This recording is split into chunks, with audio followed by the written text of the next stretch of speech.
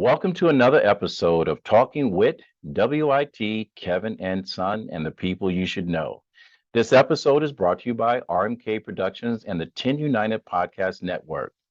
Our mission is through the power of story to uplift, share our voices, inspire, share experience and perspectives using the framework of teaching, learning, and modeling. Our purpose is very simple: creating hope, helping other people every single day.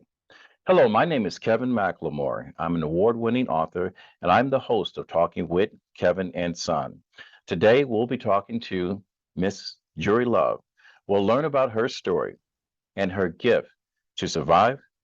She'll also share with you her gift and how she overcame and became a journalist without even a degree. We'll also talk about her ability and her gift to give back and to be able to survive by giving back.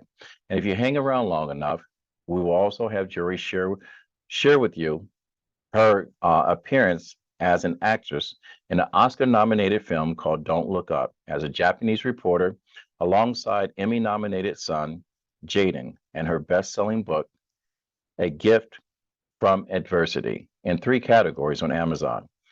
I'd like to welcome our guest and a person everyone should know, Miss Juri Love. Thank you for being our guest. Good morning. How are you doing?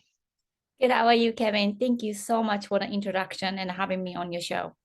Well, thank you. Thank you. For those of you that are Googling Juri's name right now, I know her story. When you pull up everything about her, it's going to sound like a Hollywood feature film.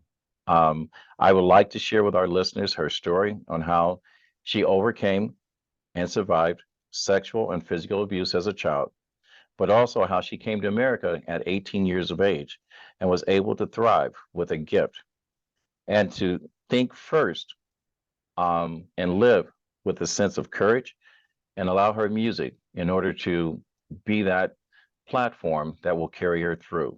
She's a single mom of two young children, Jaden and Jayla. Hopefully, I got that right. She's also in a band. She does a lot of things. She works with nonprofits, a group called Genuine Voices. We'll talk about those. And the hero within us, NBA Boston Celtics. So, Jury, I know there is a lot. Um, Someone called you a goddess of connection. Can you explain that to me before we go into your story? Yes, absolutely. So, as you mentioned, well, thank you so much for stating all these accolades. I've gotten to know a lot of people in America. When I came to America, I had zero friends.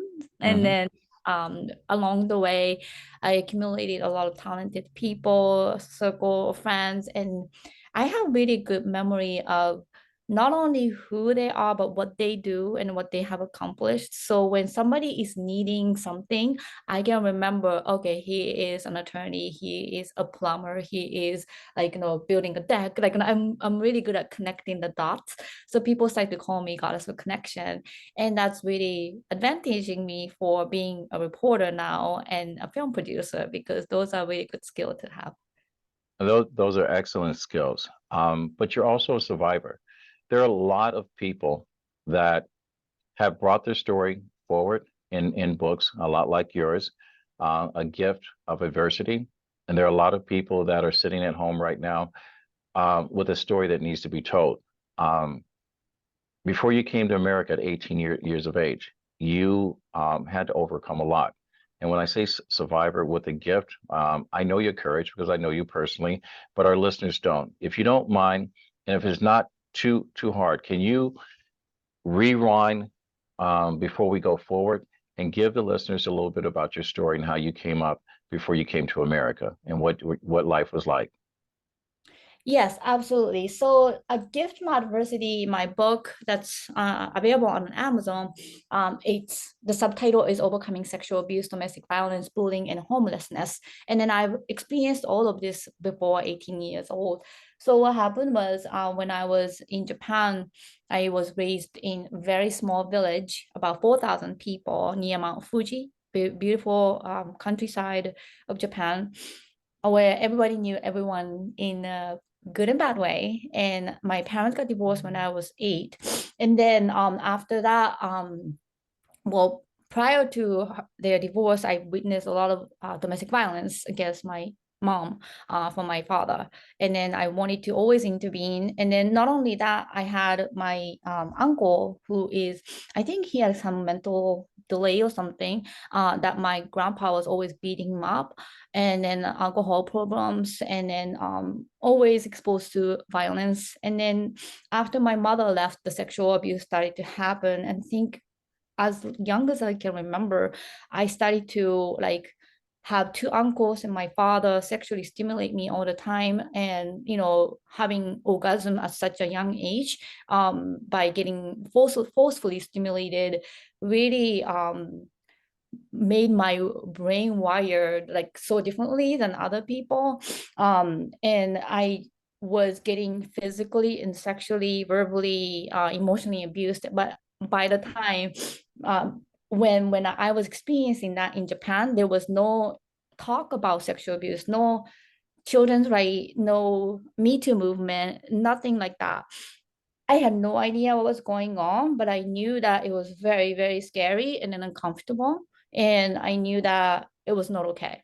And when my, for instance, just be as graphic as you can imagine, one time, I don't know, like my dad got really pissed and then he grabbed my ear and then threw me to the wall. One time he got pissed and then he grabbed my head and then pounded on the desk and threw me to the door, and it was kicking me and I couldn't breathe. And then when he took a break, I just ran off to my friend's house, but then he chased me with the car.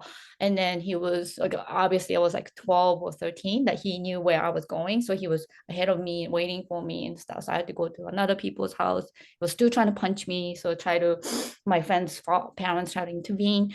But not only the physical abuse part, but sexual abuse, like I couldn't make sense of it. And when I decided to escape from him when I was 13, I don't know how the hell I did that. Then when I started to live with my mom, who was married to her husband, I told them 2 years later that what happened to me. And she believed the physical abuse part because she had experienced that, but she didn't believe the sexual abuse part. And then later on, I found out like 80% of mothers, they don't believe the sexual abuse causing to their children by their sexual partner or former sexual partner. So it was just heartbreaking. So I tried to kill myself when I was 15, and she found me cutting my wrist in a blanket. And so she put me to medication or whatever. And then I just started to act up. I was almost going to drop out of the high school in Japan. But at the same time, somebody that I was dating that time, he said I should volunteer, and I volunteered with disabled people, and that really changed me. And I started to try a lot more. But when I was 18, my mom just decided to kick me out from a house, so I was homeless by 18, because I think the huge part of the story is that the mental health talk was never addressed in that era in Japan. Children's rights, women's rights are still not there as advanced as America. And that's the whole kind of like a overall quick picture of what happened to me. Um, and I will be the first to say that the book is a must-read book. Um, there is a happy ending to the book, but the reality is that I will apologize for what you had to go through, because I know you as a person. And my initial meeting with you, I was doing a whole series on trafficking here in the United States. But it is true a lot of times that when people cry out, no one's listening, and no one believes, especially when it comes to an adult's partner. No one ever believes someone would do this to a child, but it's true, these things happen. You came to America at 18. How did that happen? How did that transpire?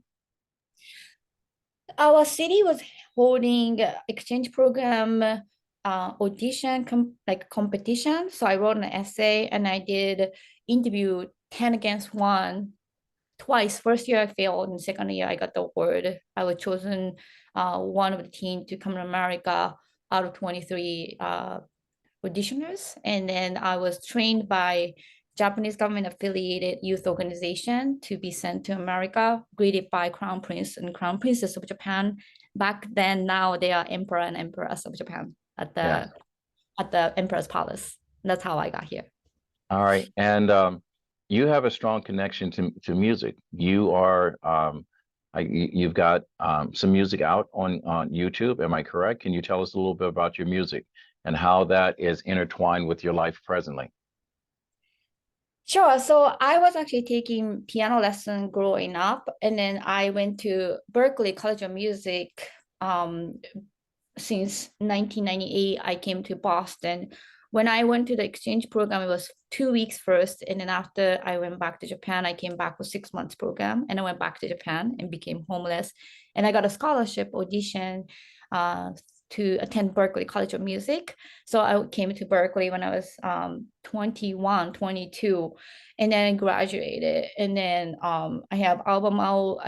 I've toured. I've done every single aspect of piano jobs that you can imagine, and I've been such like it's been such a journey to be able to pursue what I dreamed to become, and then um have done everything that I wanted. All right. And this is going to come as a surprise because living in Foxboro, Massachusetts, um, most people that get into journalism, they have a degree, they have a background. Because of your strong personality, your will to work, your will to survive, you landed a job as a journalist. Um, Now, I'm the first person to say, the big conversation is education really worth the debt? And going into that conversation, my conversation is always most of the people in my circle do either have degrees or don't have degrees, are very successful, but how every single person became who they are is because someone gave them a chance, and someone gave you a chance. Can you tell us about that story, how it came about, and how you became a journalist, and what you're doing with that now? And you're attached to a couple of programs I'd like you to elaborate on. So I do have a degree in music. It's called professional music major. So I do have bachelor's from Berklee College of Music as a musician, but I never studied journalism. So that was not my major. So it's very interesting because just to let you know and let everybody know, I never spoke a word of English growing up. And I never understood what people were saying when I came to America for the first time. And my English grade it wasn't that great, like it was like not good. And so I still pinch myself. So before this podcast, I was writing an article. I've written about 500 articles, every aspects of human interest story to hard news. I just finished writing about abortion pill ruling, mental health issues, sex trafficking, sexual assault, any story or happy stories. So it's just so incredible that I gotten these opportunities to advocate for so many people through my journalism job. So what happened was my son, I was 6 years old, and then he got an opportunity to sing the national anthem at Boston Green Fest. And so we are interviewed by Rick Foster, who was a reporter at the Foxborough Reporter, and then Paul Kandarian, who is a Boston Globe writer. And then Rick came to Rotary Club meeting. I'm a Rotarian in Foxborough too. And then he saw me being like a butterfly, like a social, like, kind of like person that seemed to know everybody. And then he said, Juri, do you know any stories that maybe can be newsworthy? So I gave him 5 stories that can be maybe on the news. 2 got published right away. And then Rick said, you need to meet my manager. So I went to meet the manager at the Sun Chronicle, which we cover about 10 towns. And then we have about 100K visitors a month. And then we have guaranteed reader 20 to 30K readers, very prestigious newspaper company in southern Massachusetts. So when I went to talk to the manager, I had zero expectation. Like you said, I didn't study any journalism. But what I talked about is a film called Spotlight, which featured about 4 Boston Globe investigative writers and to bring the sexual abuse caused by the Catholic priests. And it was such a courageous movie to be featured by Hollywood Productions. And then I told my manager, like, that movie, and then highlighting the journalism really touched me. And something that I experienced that people are afraid to shed a light on, the journalism can do that. And I really admire you doing that. That's what I said. And I think he saw me the justice of somebody who doesn't bend the truth and who's not afraid to speak out. And I told him what I was doing that week, which was I was organizing the event between New England Revolution, which is a professional soccer team, and the YMCA to have a clinic sponsored by the Rotary Club. And I told him about it. I'm organizing. And he said, that's your first assignment. Do it. So that's how I got my job. Well, congratulations. I will tell you, and this is just a joke, Fox News is never going to hire you. You've been too much to the truth. Um, so you have so many other accolades outside of your journalism, your music, but knowing you as a person, I know you are a strong, strong woman. You're juggling not only a career as an actress, a writer, producer, a journalist, a speaker, a podcaster, but you have two beautiful children, Jalen and Jayla. How are you doing all of this? Because most women are struggling um, of doing this with a spouse and support, nannies and whatever. You're doing this as a single mom. When you talk about heroes, you are the original Shiro. And I'll probably bring up the fact that you were in a Marvel movie also. So it's legit. You are confirmed a hero or hero or hero. How do you do this? How do you juggle this? And how do your kids look at you? My son said to somebody, well, I'm not superhuman like my mom or something. One Hmm. time he was saying that to somebody. But Berkeley College of Music truly helped me to multitask and then time manage, because we at the college is pretty much the top college of music. But not only studying about music, we have gigs, we have concerts, we have projects, and that really taught me to go without a sleep of like 2 to 4 hours a day, and then being able to be on a recording studio at 3 a.m 4 a.m when people call you to sing in Hebrew, like I'm there, like whatever the task that they give me. So that really gave me a lot of determination and then being able to multitask. And I have really good friends that I trust, that they can take care of my children, and then they're always here to help me. And I'm so grateful that some of my close friends are willing to take my kids anytime when I have to jump on an airplane and then be on a Marvel movie or like anything. It's just such an amazing group of solid friends that I have that are helping me to raise my kids. So I call them community kids, because they are like being so raised by many loving community members here. All right. And can we elaborate a little bit about your role into a Marvel movie? Because that is a huge franchise. There's probably not one I has not personally missed. I will tell you that, as a child, I wanted to be the Black Panther. So I'm waiting for Hollywood to give me an opportunity to be in a Marvel movie. I still work out and so forth. But tell us about how you ended up in a Marvel movie.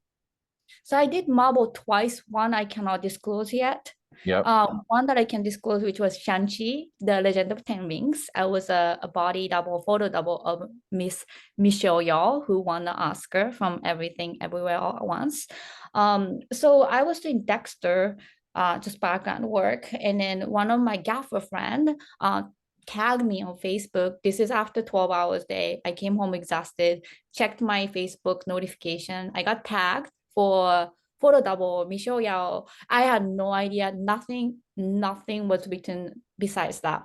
Send headshot and then size. So I send headshot and size, nothing else. And my contact. Next day, my phone rang from California number, and the casting director was very serious. He was like, Paramount Studio wants you for Avenger reshoot. How soon can you get to the COVID test? And I said, where? And she said, North Hollywood. And I said, I'm doing Dexter in Massachusetts. She said, how soon can you get here? So I called my friend after I hung up the phone. And then I got 5:30 a.m. ticket. And then I got to the airport at 3. I got home like 9. And then I went there on time. My friend came to pick me up for COVID test. And I had no idea at this point what the movie was about. I had no idea it was Marvel or nothing. So I go there, COVID test, 11:30. My friend David came to pick me up.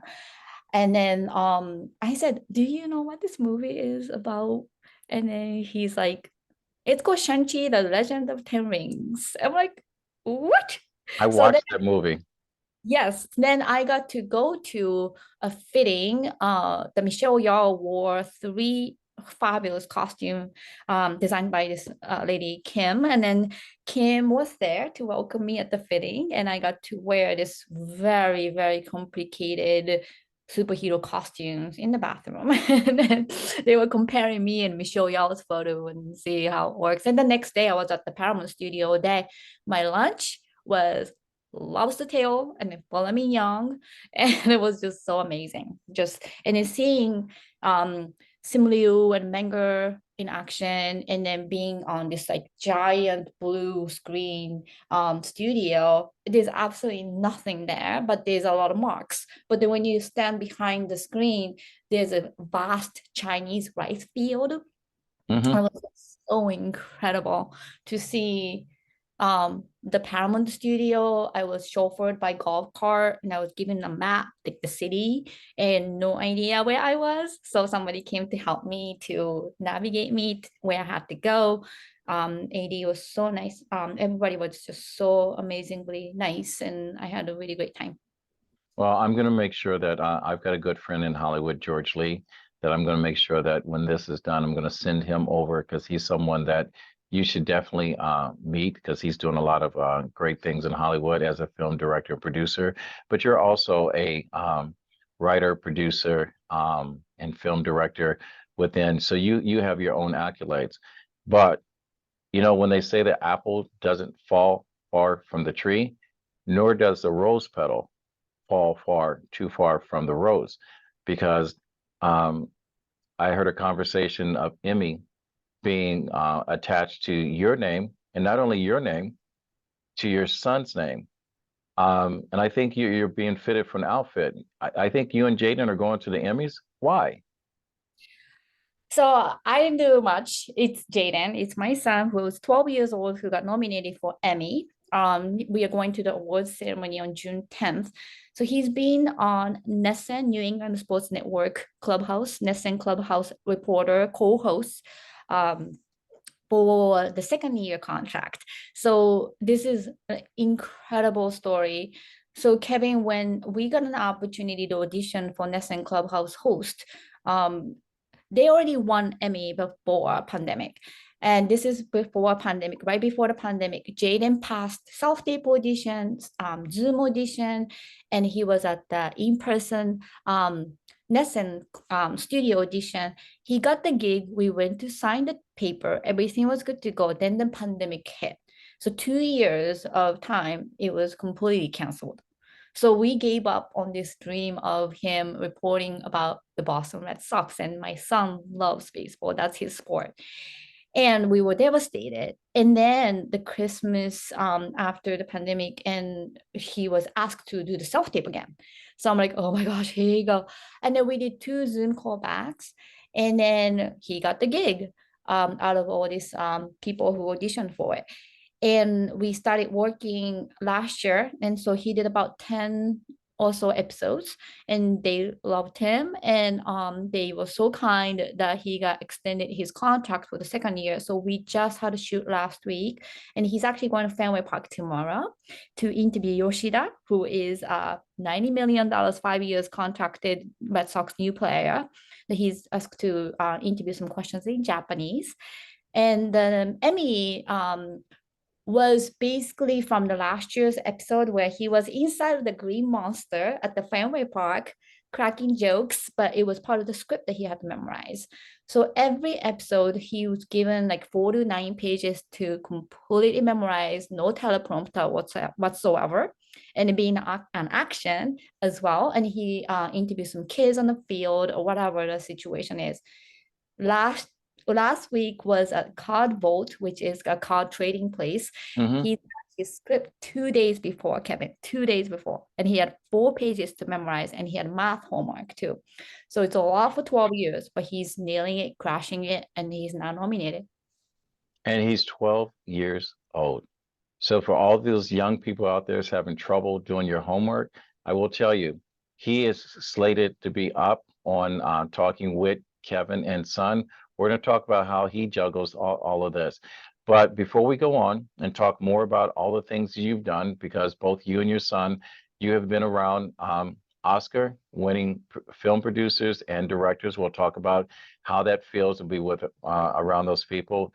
You and your sons have been around the likes of Jennifer Gardner, Leonardo DiCaprio, if I'm getting this right, Halle Berry, Jennifer Lawrence. Jennifer Lawrence. Jennifer Lawrence. Okay, I'm sorry. Jennifer Lawrence, Halle Berry, Leonardo DiCaprio, Meryl Streeps. Okay, I want to talk about that. But before I go on, let's go ahead and let everyone know how to get in touch with you. I want you to give another plug on how they can get your book and what your book's about. So if you can, I want you to take over my show and I want to give you some love. How do people get in touch with you? Yes. So I'm on Facebook a lot. Juri, Juri Love. If you search on Facebook, I'm approachable. Send me a message. And Instagram is at Juri Panda. And my email is juripanda@gmail.com. And then my book is available on Amazon. It's called A Gift from Adversity by Juri Love. And then it's the podcast is the same title, A Gift from Adversity. It's available on Spotify as well. All right, and I just want to let those of you that are looking at reaching out to Jury. All right, we don't loan money when you call. We don't pay bills when you call.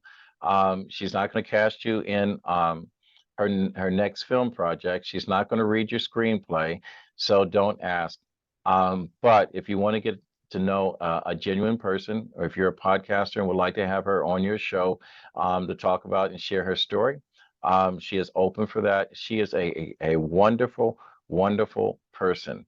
Now, I know most people, and I've seen it in real life. I worked on the Touchstone picture with Mark Wahlberg, Invincible, the Vince Papale story. So I know what it's like in order to be around stars, but you've been around some really big stars.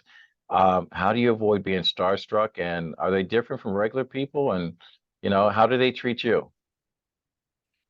Well, Adam McKay, who's Oscar-winning director writer on Don't Look Up, he was just super kind, like so genuine, and I had a line.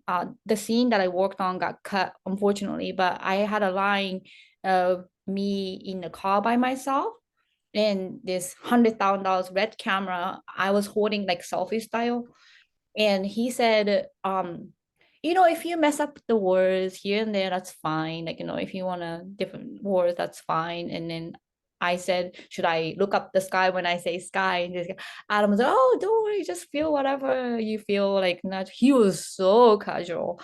And then my son had an amazing scene with Mark Rylance, who's an Oscar-winning actor. And then every time they went on the stage to deliver the lines, there were 150, 100 people, in the background, like audience. And he was just like going through, he was nervous, obviously, at the beginning, but Adam McKay really made sure Jaden was okay. And then everybody was so nice to him. And then even Jeff Waxman, who is the executive producer of Don't Look Up, who spent like $75 million, came to greet us in the green room and thanked us. And Jeff was actually showing me his personal photos of Japan when he was making G.I. Joe Snake Eye. And he's the Hmm. one who used John Wick. He was just so nice. And he was showing me the love that he had in Japan, and then that he was able to shoot inside the castle of Japan, which never happened in the filming industry. So he was showing me this so many great things. And then it just like And I worked with so many A-listers close to me that I cannot say yet. Like it'll come in the It'll future, but come. like I was very close to them. And it just, similar to Manga from the Shang-Chi. Like Manga even offered me Japanese snack and like, oh my gosh, like they're like so extremely nice. And I think the reason is, Kevin, these people work extremely hard to get to where they are. And they have to block so many negativities to get to where they are. And they have to audition, they have to memorize, they have to connect with people, network, just constant like effort to be where they are. So I feel so lucky to be around these people who are absolutely like prestigious and horned and like pristine. It's just so amazing to spend time with them and then be able to share very, very special moment that you would later see on the TV or film. Just when I went to see Don't Look Up with my son in the theater, I was just like, oh my gosh, it was just such a special moment. It's just, I can't ever forget these kind of things. I am happy to see, and it's a long time coming, more women in film, not only in front of the camera, behind the camera, and you're one of those people that are providing opportunities for women and for minorities. We're being recognized for the talents that we have as regular people.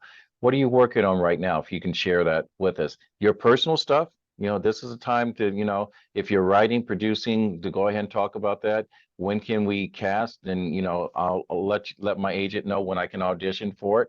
I can speak two English, two languages. Good morning, good night. Both of them I do very well. Thank you so much for that. So I'm part of board of advisory of Women in Film Video New England, in New England. So it's an organization, it's a 501(c)(3) to support women in film and TV industries. I got this amazing grand prize by doing Boston 48-hour film project, which I'm doing this weekend for my fourth year. My first year, I won the award from Whitney as a team award. And then second year, I won a grand prize as a producer, female producer. So they give me so many opportunities to network with the crew and filmmakers and networking event. And then that's how I met you at the Connect event, organized by the Secret Society of Black Creatives, because they sent me there to represent the organization, which I was extremely honored. So I am definitely involved with the Whitney. And then not only that, I'm doing the 48-hour film project this weekend. And I just got cast for the indie film. I just did Emerson film this year, and I got cast for one amazing movie as a psychic, but unfortunately I got COVID and I couldn't do it. I was so bummed. And then the film that I'm doing in September, I was literally before Nessun shoot doing the Zoom call back for my lines, for my role. When I was driving, I felt so bad. I just couldn't make it home. And I got the role because I was just so committed to what I had to say and I memorized it the night before. And I'm producing a short film called Driver's Ed. Um, and I'm the producer for that. And I'm producing 4 shows at the Foxboro Cable Access. And the one I'm so proud is called What's Up? We have production in a couple hours. It's run by youth, and then they are learning, my daughter included, how to run JVC, and then all this equipment and editing software, Final Cut Pro. And we have about 70 episodes. And then today, before the show, or actually during, I was a producer for a talk show called Around Foxborough. I'm producing a show called Legalese, which is almost like a comedy, but to educate American legal system. And I'm trying to produce a plant-based cooking show as well. And I produced art show, so different shows. So it's really, really fun to produce TV shows and films. You are not only a gift, you're a busy, busy, busy woman. You got a lot of things going on. You're raising two brilliant, wonderful kids. I mean, 12-year-old that's a pilot. I can't wait to have Jaden on this show so we can go ahead and give him some love. There are a lot of women out there that don't have hope, that are trying to figure out, how you do everything you do. If you were to give one piece of advice to a single mom um, that either um, has part or your story, or someone that is just struggling, trying to get through the day, what advice would you give as a working um, female minority in this film industry, in the working world itself, in a male-dominated industry? What little bit of advice would you give to the woman that's looking at you right now and says, "Oh, I wish I had the opportunity. I wish I could be her." What would you say to that woman right now? I don't know if somebody would even think that, but if they would even think that way, that I'll be honored, first of all. But I really, really, really worked hard to get to where I am, and I never considered myself as minority. Surprisingly, people ask me, "Can you speak English?" People discredit me due to like whatever the look that I have. However, I've written like 500 articles plus. So always really shut off. And then we are in the age, it's very easy to block people off from social media or phone or email. I don't know how many people I blocked. Not just my journalism job or film, on different circumstances. People have said so many different names that my parents didn't even have to think about my name. Like I don't know, every single name that you can think of, people called me. But I just think that whatever happens to me, like it's not as worth as my father raping me or being homeless at 18. So I feel like I had enough share of adversity growing up that toughened me up, that you can just toss me to whatever the place in the world and I can still survive. And then I will make friends and I'll move forward. So, I think as bad as my adversity was, it prepared me to be in this industry perfectly, where you have to really thrive without any um without taking any noises, and then without taking any judgmental things. But most importantly, I was doing this podcast of a guest from Australia who was fat shamed all her life, and she was telling me, "Juri, I realized the worst abuser was me. So whoever says something to you, bad names or whatever, discredit you." I've had so many things happen to me, that you are the one who's gonna take it or not take it. So you decide that, okay, am I gonna ruin my day because of this person who was not nice to me? Or am I going to move forward with my dreams and visions and what I'm given to do today? I'm here with you for your podcast. I'm honored. And if I was crying in my bed and I cancel you, that ruined the opportunity because of what?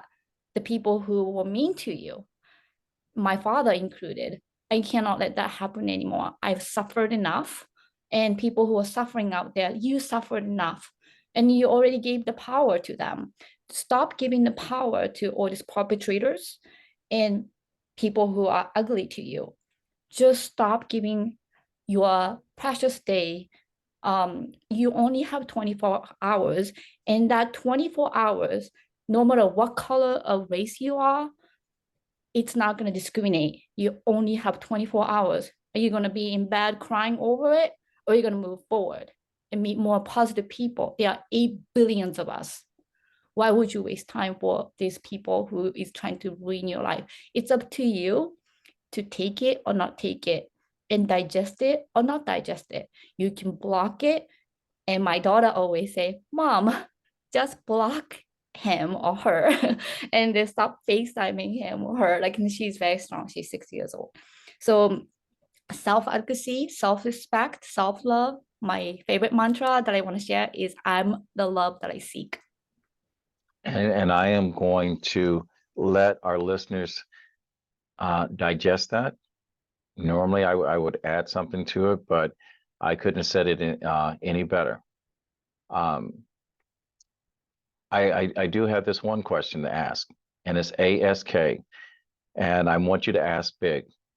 99.8% of the guests that comes on this show, Talking Wit WIT, Kevin and Son, I always ask, ask, if you had one ask, you had one dream that could come true, no matter how big or how small, what would that ask be? And the reason why I'm asking that, because, I always said that I'm never going to have a podcast that only have millions and millions of people that subscribe and follow. I don't look for those people.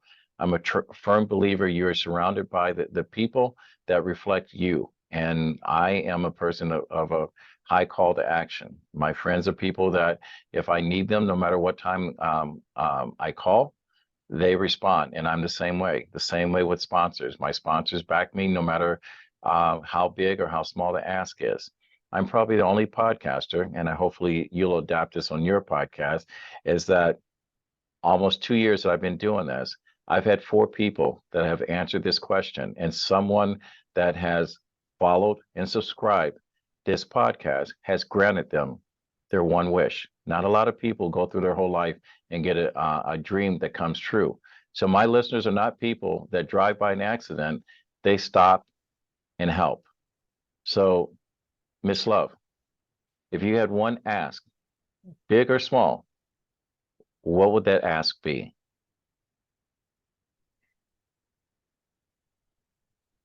Well, if it's one, Go ahead and ask for 2. What the hell? I'm generous today.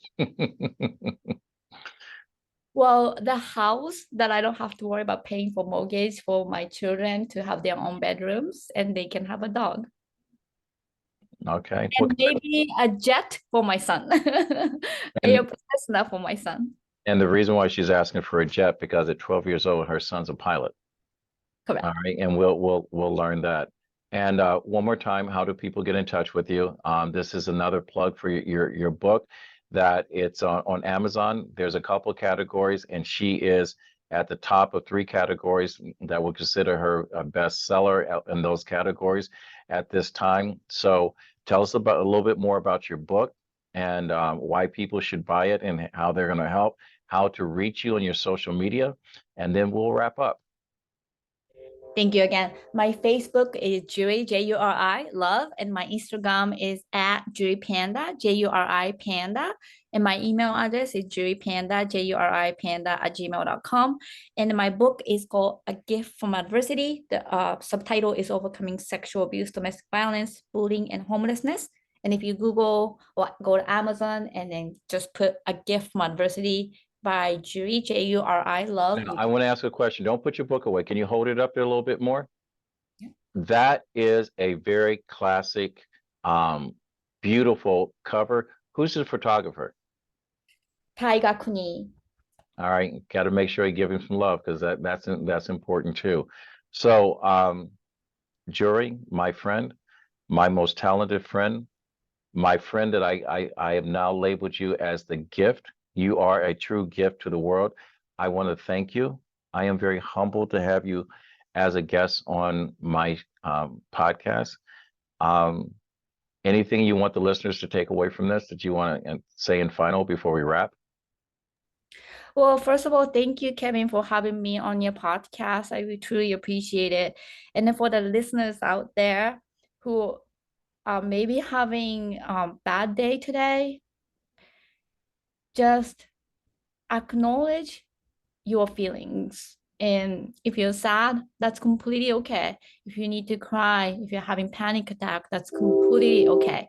So it's gonna go away. It's not the end of the tunnel. And just make sure you keep moving forward and crashing it. All right, no problem. And to my listeners, I want to thank you for staying with us. We have covered a lot of information, and I hope at some point the conversation we had and things we shared has enlightened you, has touched you within your soul, to where that you may change a couple things within yourself, and even change the view from your own window. If you have not followed us, please go to RMK Productions and Network on YouTube and subscribe and follow. If you need to reach me and would like to be a guest, go to info@rmkproductions.org. I appreciate it. My grandfather always said that when you get to a point in life you can help someone else, it is your duty to do so. Reach one, teach one, and we'll fade to black, and we're out. Thank you, Juri.